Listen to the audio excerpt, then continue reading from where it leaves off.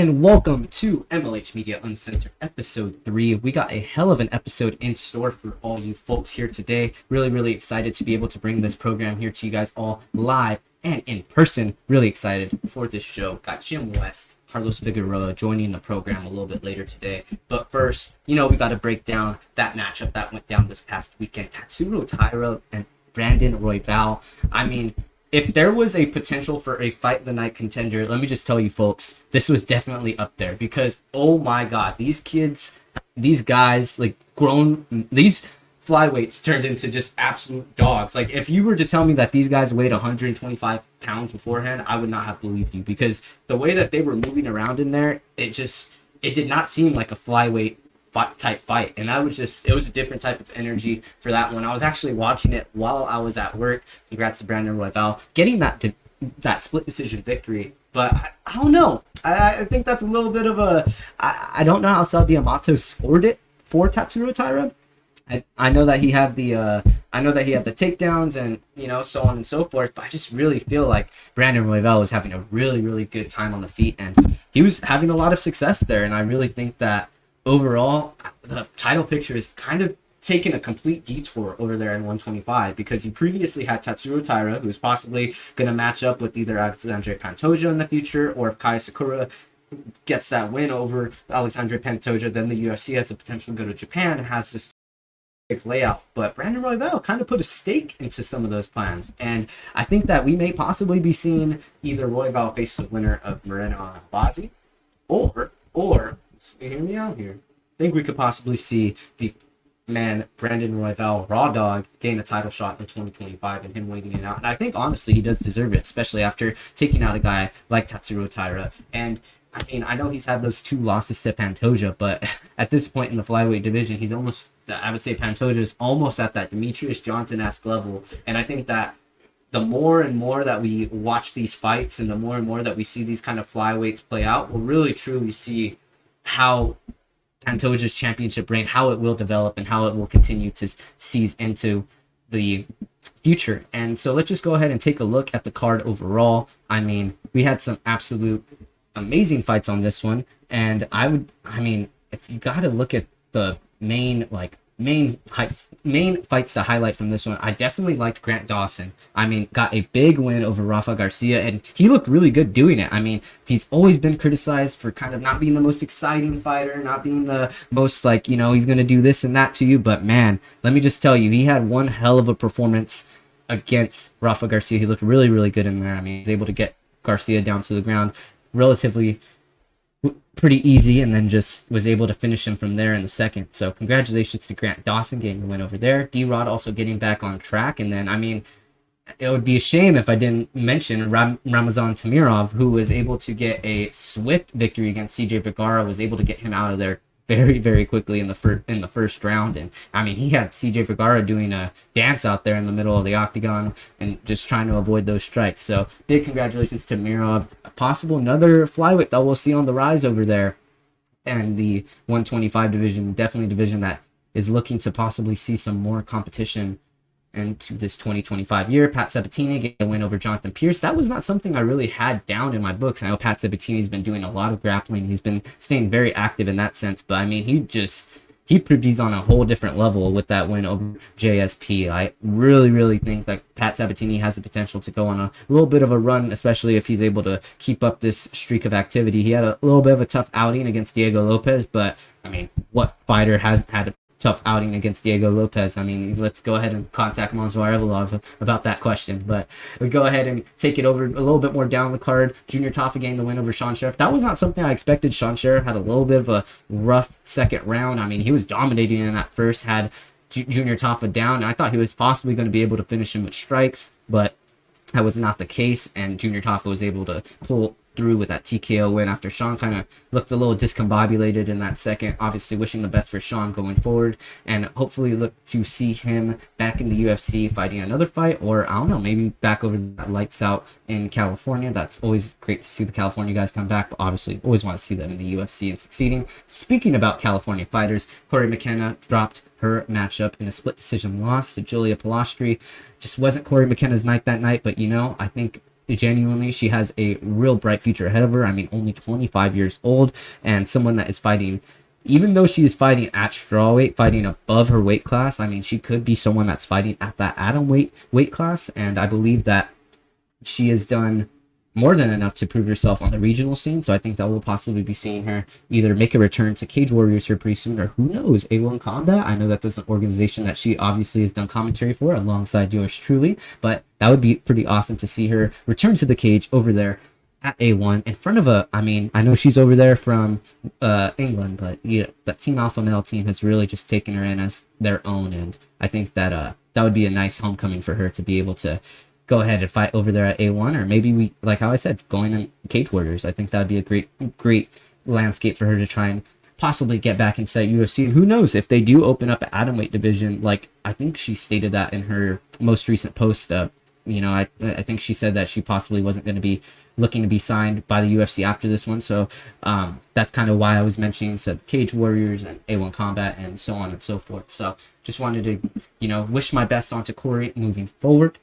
Cody Haddon made his debut in the UFC after a very, very successful win over Billy Brand over there on the Dana White Contender Series, getting the nod over Dan Argueta. I mean, I think Cody just proved he was on that level, like how he was in the Contender Series in this one. I think that just goes to show you of how good Billy Brand is as well. I mean, Billy had a very, very tough 2 rounds with him, and I think that that is something that possibly matchmakers will be looking at forward. And we'll kind of rolling into our next segment here. I think possibly you could be seeing the likes of a guy like Billy Brand, or possibly another A1 Combat former contender and Ernie Juarez making that move over there to the likes of another Dana White Contender Series spot, because not only did Billy Brand have a very good showing against Haddon, but Juarez had arguably one of the better showings of the season in a losing effort to Jose Delgado. So I think that possibly we may be seeing those matchups being made in the future with either Billy Brand, Ernie Juarez making their way back to Contender Series. Jack Duffy actually had to drop out of his Contender Series matchup against Nick Piccinini for the last week of Dana White Contender Series. Sorry, a little discombobulated speech today, but it's crazy to kind of see the way that a couple of these A1 prospects are going to be going. And then it's not trying to get too sidetracked there, but just reminded me with the Cody Haddon victory and with everything going forward with Dana White Contender Series into 2025 with the season now closing. So it's very good to see Cody Haddon getting that win. Clayton Carpenter getting I think he was able to get the finish of the night performance of the night over Lucas Rocha for his submission, the rear naked choke. I'm gonna be honest, I did not see Clayton getting the win in this one. This was a very, very tough fight, but he made it look seamless. He did a very good job out there in terms of just sticking to his game plan, doing what he does best, and that elbow just really seemed to have a dramatic impact on Rocha, and just from there, it was all Carpenter, and Carpenter was able to go ahead and get that victory with the rear naked choke in the second round. Like how I said, I did not expect to see that, especially on the ground. I mean, I know Carpenter, he trains over that MMA lab, a lot of great grapplers. I mean, Benson Henderson, obviously kind of one of the main guys that's been out of there, but I don't know. I knew Lucas Rocha was a very tough matchup going into it at 17-1, Dana White Contender Series alum. So, I know Clayton Carpenter's also a Contender Series alum as well, but I know he's been a little bit less tested in his career. I mean, 17 fights. I'm always going to take the guy that has a lot of fights on his record. And I know that he maybe wasn't fighting top of the top competition, but Clayton Carpenter as well. I mean, he wasn't fighting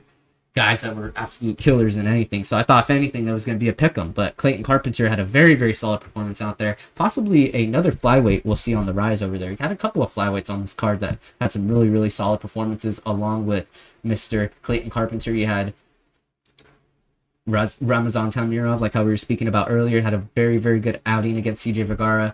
And then, I mean, obviously we had Brandon Royval and Tatsuro Taira in that main event. Royval had a very, very... I know it's a split decision, but I just cannot see that being a split decision, man. Like, that's just so wild to me. I get on numbers or possibly on paper that looks like a split decision in terms of like the takedowns and everything, but I truly don't think that it was that big of a difference. I think that Brandon Royval really was doing the most damage on the feet, and when it was going to the grappling, there were some times where I know Tyra, he's very, very good, trust me. Like, This is not. I don't think Tatsuro just got rolled over and was a dominant, unanimous decision by Brandon Royval. I think that it was a matter of how kind of Royval was speaking of all week, just being the older competitor, being the guy that has been in the UFC longer, has fought a lot of killers. I mean, he's fought Brandon Moreno, he's fought oh my gosh, he's fought Alexandre Pantoja twice now. Like, this is a guy that, if we look at his record, I mean, he's fought kind of a killer's row over there at flyweight. Like, let's just take a look at it. I mean, you got Tatsuro Taira, Brandon Moreno, Alexandre Pantoja, Nicolau. I know he was able to get the finish in that one, but still, like, Nicolau was on a streak there for a while, and then he's fought Kai Kara France as well, getting the win over him with the second round guillotine, and that's kind of a loss that I feel a lot of people don't really put into Kai Kara France's record. I know a lot of people were looking at possibly Kai getting that title shot looking forward, but I mean, I just no. It's like how I was stating a little bit earlier. There's just so much to kind of contend in terms of the flyweight division right now, and I think that that championship matchup leading into UFC 310 is definitely going to be very, very telling in terms of what the flyweight division will look like moving forward. If Spur is able to get that win, that obviously opens up a whole new row of contenders. Royval will probably be the first in line to get that shot. But if Pantoja wins, does he give the shot again to Brandon Moreno? Who, if he gets a win over Emir Albazi, does Emir Albazi get the shot? Does Royval get the shot with the win over Tatsuro Taira? There's a lot of questions to be answered at 125 for the UFC, but a big main event looming for the man Anthony Hernandez over there, and Michel Pereira possibly looking to have another big key matchup, but this time in the middleweight division, so bulking up a little bit, 60 pounds upwards. I'm taking a look at this card a little bit before we get into things here, and I mean, this is a really, really solid card as well. I mean, UFC for these last couple of fight nights have been doing a really, really good job from the top down. Like, these are really good cards, and you have Cameron Smotherman, he's coming in on a week's notice, looking to take on Jake Hadley. I think that's going to be a very fun matchup. Looking forward to that one. And then Sumadarji taking on Charles Johnson. Charles Johnson been extremely, extremely active this year, along with Rob Font taking on Kyler Phillips, Michel Pereira, Anthony Hernandez in that main event. Going to be speaking to Jim West of MMA Gold, the head coach of Anthony Hernandez, a little bit later on today. So make sure you are tuned in and keep your eyes peeled for that one, because it will be coming in just about 10 minutes here or so. Mateus Nicolau making his return to the cage as well against Asu Amobayev, G Matsumoto, Brad Katona, Jocelyn Edwards, Tamiris Vidal taking on in the women's bantamweight division. A lot of matchups here. I like Jessica Penne and Elise Reed. Like, I forgot that Jessica Penne was in the UFC for a little bit until I seen that she was on this card. So I mean, congratulations to her on being able to get on this card. And I mean, she possibly has a matchup here against Elise Reed that I think she has the potential of swinging out. I know that she, last time out, she had that loss to Tabitha Ricci, but I truly think that she could get this one done against Elise Reed. This is not a heavily losable fight. I mean, we all know who I'm going with in the first fight of the night. I got Robelis to Spain by knockout. I mean, this matchup's kind of perfectly tailor-made for him at this point in terms of like UFC matchmaking. Austin Lane's a guy that's going to want to swing and bang when he goes out there, and then I think Robelis gets it done via first round KO if there is a call out for that one, because I think that's probably one of the locks of the night, in all honesty, is Robelis gets it done by KO. Alice Ardeline versus Melissa Martinez. I like Melissa Martinez in this matchup. I know that she's faced a little bit less competition in terms of fights, but she has looked, I mean, absolutely killer in the fights that she has had. Like, let's just go ahead and take a look at some of them here. I mean, 7-1 now in her MMA career, and all of them, I mean, most of her wins have been by finish. Kind of one of those Combate Global elites that look to possibly make their way into the UFC. I know there's been a couple of those names that have possibly leaked into the UFC before. Melissa Martinez looking to make her name, but I don't know. I like Melissa Martinez in this matchup. I know she had a tough time out against Elise Reed in her last one, but I truly think that she'll be able to get this one done against Alice Ardeline. Jessica Penne and Elise Reed. I know Jessica Penne is older. I know she's the underdog in this one, but I really do like her in this one. I don't know why. She's faced a lot of tough competition in terms of her last couple of fights. She's faced Tabitha Ricci, Emily Ducote, and now she's facing Elise Reed. And so I think it's a little bit, in terms of competition, a bit of a step down. So I think that will do her some solids in terms of possibly getting back into the win column and maybe ending off their career here on a little bit of a win, because I know she's had those 2 losses back to back, but possibly looking to have a little bit of a bounce back against Elise Reed. I like Jessica Penne in this one. This is probably my underdog pick of the night. I don't usually go with the underdogs too much. I mean, obviously, they're an underdog for a reason, quote unquote, but I like Jessica Penne in this one. She's faced a lot tougher competition. I just think that she'll be able to get it done against Elise Reed. I know Elise Reed's talented in her own right, but give me Jessica Penne on that one. Tamires Vidal versus Jocelyn Edwards. Jocelyn Edwards just did not look that good in her last fight. Didn't really see too much out of her. And then Tamires Vidal didn't really, I mean, she just hasn't done too much in the UFC to where I could really go with her as a pick here. And I mean, I don't know. This is a tough fight because like either one of these prospects I'm not super high on, but I have to go with Jocelyn Edwards, I guess, just because she's had more time in the UFC, she's had more experience. I think she'll be able to pull out a win here, and then she just has a little bit of the edge in the grappling. Tamires a little bit more of a striker, likes to keep a little bit more feet, so we'll possibly see Jocelyn point out the win in that one, even though her last performance was a little shaky. So we'll see how she's able to pull it out in this one. Brad Katona versus Jean Matsumoto. I know this, he's an underdog in this one, and but I get it. I get the underdog take on this one, man. I really like Jean Matsumoto in this matchup. I mean, he's a killer. He's kind of been, being shipped up in terms of the UFC rankings, and we'll take a look at a couple of his previous fights here. I mean, he was Dana White Contender Series alum, got the submission choke against Dan Argueta last time out, and I'm not saying that I believe that Dan Argueta and Brad Katona are on the same level, because I definitely think that Brad Katona is a lot heavier in terms of a step up in competition, but I do think that Brad Katona is very one-dimensional in terms of his fighting style. I think he's going to be able to hold you against the cage. He's going to be able to neutralize kind of some of your attacks, and I really think that's kind of where it's going to get done in terms of Brad Katona's skill level. I think Jean Matsumoto is a little bit more dimensional in terms of his skills, so I'll give it to Jean in this one. I think Jean gets it done. I don't know if by finish, but I think definitely he gets a pretty solid nod in that one. Mateus Nicolau, Asu Almabayev. Nicolau's been training over there at Team Irvine in California. He's the underdog in this one. He's taking on a killer, and Asu. I don't like this matchup for him coming back, but there is always the chance of Mateus, kind of pulling through on one. I'm going to go with Asu Almabayev here. Excuse me. I'm going to go with Asu Almabayev here. I know he's 30 years old. I get it. They're very close in age, but I really like Asu's finishing ability here. I think he'll be able to get the victory over Mateus Nicolau. Mateus has kind of proven that he can eat some shots before, so I think that Asu will be able to find the chin of Mateus Nicolau and possibly be able to get it done via finish. Darren Elkins, Daniel Pineda.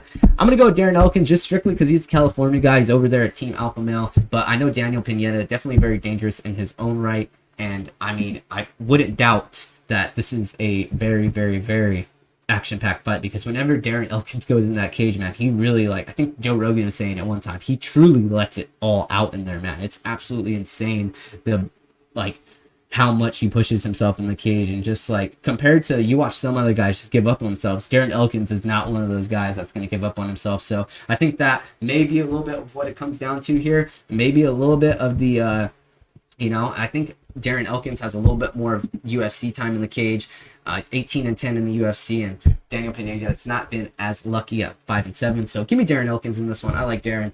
Jake Hadley and Cameron Smotherman. Cameron Smotherman, man, he's been climbing up those ranks in terms of the bantamweights and just the regional scene. So it's really cool to see him get this shot. I don't like the fact that he's coming all the way from Abu Dhabi to go ahead and fight Jake Hadley on basically a week's notice. It's a very tough matchup. I almost want to pick Cameron just because he's the underdog, and because it'd be a great story for him to be able to come in on a week's notice, like how I said, coming from Abu Dhabi and then being able to get the win. But I just think it's a little bit too tall of a task, especially against a guy like Jake Hadley, who is, I know he hasn't had the most success in the UFC, but he's someone that, when coming into the UFC, was very dangerous. And we've only really seen Cameron Smotherman one time, and that was in the Contender Series. And I know he's been able to get some fights in the meantime and been able to kind of get some work in, and really improve on himself in that time. But and one of those wins being a big win over Mondo Gutierrez. But I don't know. I think that's a very, very tough calling for him to be able to take on Jake Hadley on a week's notice. But you never know in the game of the MMA world. So we possibly could be seeing a little bit of an upset. And I mean, what hell of a story would that be to tell if Smotherman is able to get the victory there? Charles Johnson, Sumaderji. I really like Charles Johnson in this one. I mean, this is kind of a feed me matchup over here. Sumaderji is moving down in terms of weight class. Charles Johnson's looked really, really good this past year, let alone, I mean, getting that knockout over Joshua Van. And then shout out to my guy Anik over there at Energy TV if he is watching. I got Charles Johnson in this one, man. I know he's 5-4 in the UFC, whatever, but dude, he's just found his page, man. Like, if there is, in terms of finding your pace and finding where you can attack, and Charles Johnson, I think, has truly kind of found that. I know some people are saying it may be a tough weight cut, but like how Sumaderji is saying, this dude's a professional. This guy fights so many times a year. I love Charles Johnson. I got Charles Johnson in this one. Rob Font, Kyler Phillips. Rob Font just had a really rough outing in his last one. Kyler Phillips has looked untouchable damn near in the cage. I mean, he's looking like almost on a like Sean O'Malley-esque level of striking here pretty soon. I like Kyler Phillips in this one. Give me Kyler Phillips. I think he gets the unanimous decision victory in this one. I don't know if he finishes Rob Font. Rob Font is as tough as they come, but I definitely think that Kyler Phillips gets the nod over Rob Font in the co-main event on Saturday. Main event now, Michelle Pereira, Anthony Hernandez. You guys already know who I'm going with here. The Hernandez family, we got to stick together, man. Anthony Hernandez by finish in the second round. Give me that second round finish over there from Anthony Hernandez, or possibly third. I really think that these two are going to go in there, and I credit to my guy Tyler at Mom's Basement, man. Like, if you guys have not watched his breakdowns, like, you guys truly want an in-depth breakdown of each single fight, go to that, man. That Mom's Basement MMA, they are killing it in terms of content, man. And he said it best, dude. These guys are going to go in there, and I know Anthony's record shows that, he puts that pressure in grappling, but dude, I really, really think that Anthony Fluffy Hernandez is going to have a breakthrough performance in this one. UFC really does like Michelle Pereira and have been truly pushing him in that middleweight division. And I understand why. He's obviously a very, very exciting fighter in his own right, but I think Anthony Hernandez is just going to show a little bit in terms of grappling, dominance, and levels in this one.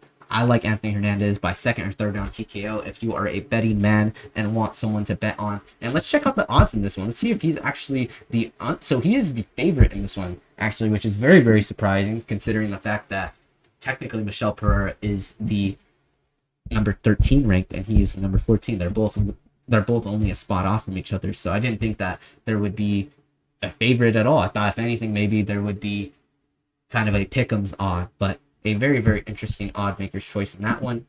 We now look to take it over to my interview a little bit earlier in the week, getting to speak with Jim West over there at MMA Gold. It was a great pleasure getting to speak to him before this big main event over there on October 19th with Anthony Fluffy Hernandez. We now take it over